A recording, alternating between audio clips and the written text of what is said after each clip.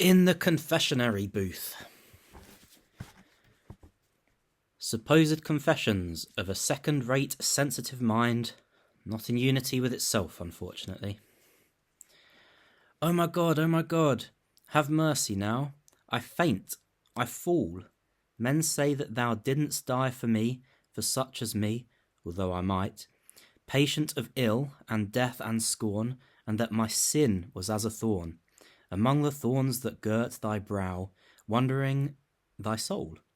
That even now, in this extremest misery of ignorance, I should require a sign, and if a bolt of fire would rive the slumbrous summer noon, while I do pray to thee alone, think my belief would stronger grow. Is not my human pride brought low, the boastings of my spirit still, the joy I had in my free will, all cold and dead and corpse-like grown?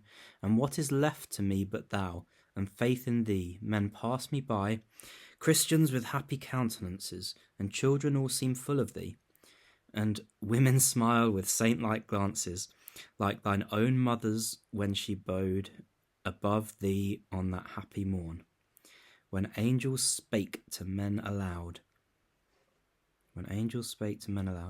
And thou and peace to earth were born. Goodwill to me as well as all. I one of them, my brothers they. My brothers they. My brothers they. My brothers they. Brothers in Christ, a world of peace and confidence day after day.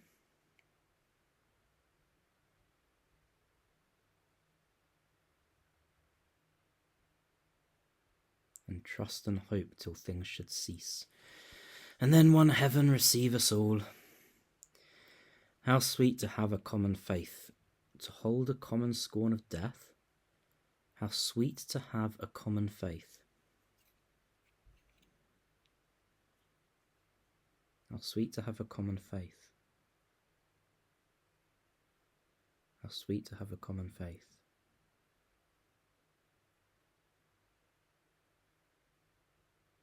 To hold a common scorn of death, and at a burial to hear the creaking chords which wound and eat. How sweet to have a common faith. To hold a common scorn of death, and at a burial to hear the creaking chords which wound and eat into my human heart, whenever earth goes to earth, with grief not fear, with hopeful grief were passing sweet. A grief not uninformed and dull, hearted with hope, of hope as full as is the blood with life or night, and a dark cloud with rich moonlight to stand beside a grave, and see the red small atoms wherewith we are built, and smile in calm, and say, these little motes and grains shall be clothed on with immortality, more glorious than the noon of day, all that is passed into the flowers, and into beasts and other men, and all the Norland whirlwind showers, from upon vaults and all the sea, over washes with sharp salts again, shall fleet together all, and be endued with immortality. Thrice happy state again to be the trustful infant on the knee.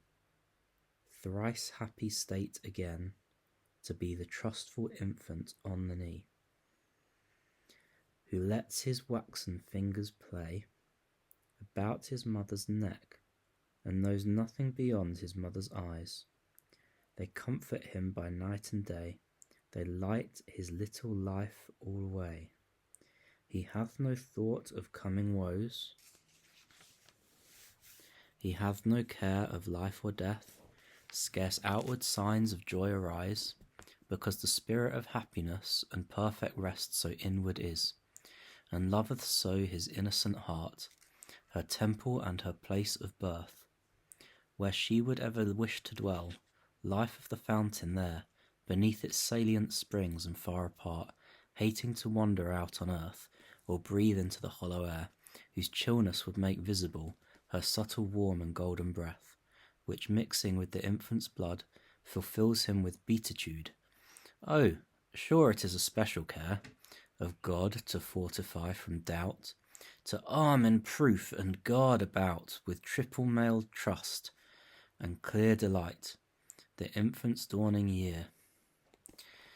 Would that my gloomed fancy were as thine, my mother, when his brows propped upon thy knees, my hands upheld in thine, I listened to thy vows, for me outpoured in holiest prayer, for me unworthy, and beheld thy mild deep eyes unpraised, that knew the beauty and repose of faith.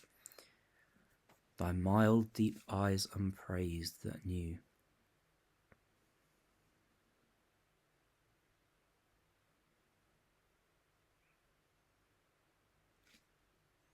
And the clear spirit shining through.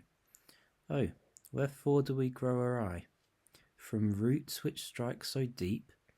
Why dare paths in the desert? Could not I bow myself down where thou hast knelt to the earth until the ice would melt?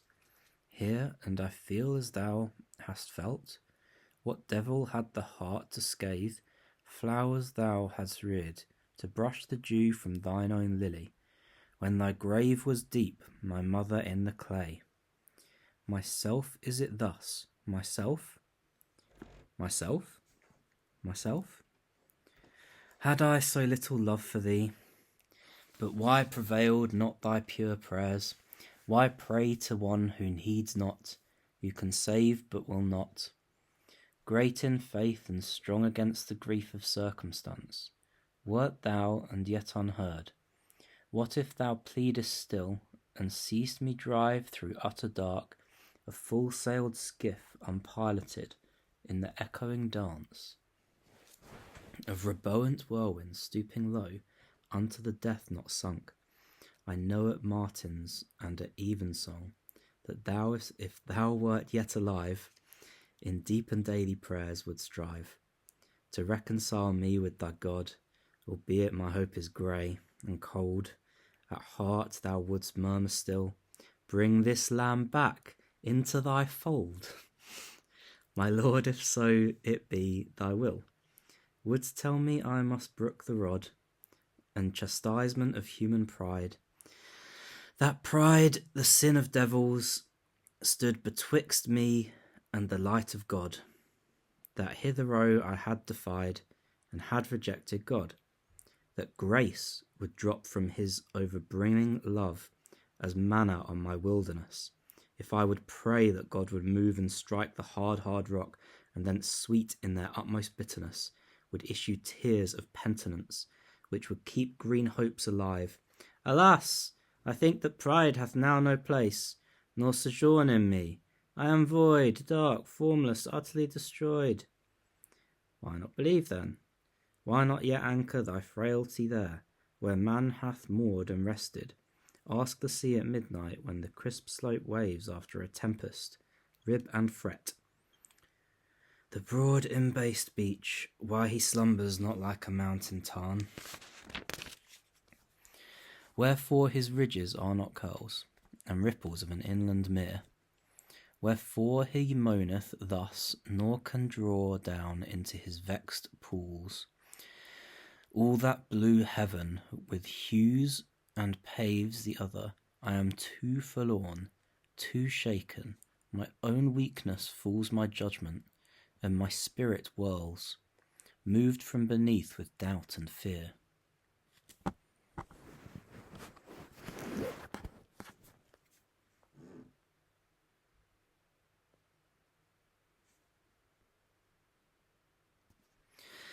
Yet, said I, in my morn of youth, the unsunned freshness of my strength, when I went forth in quest of truth, it is man's privilege to doubt.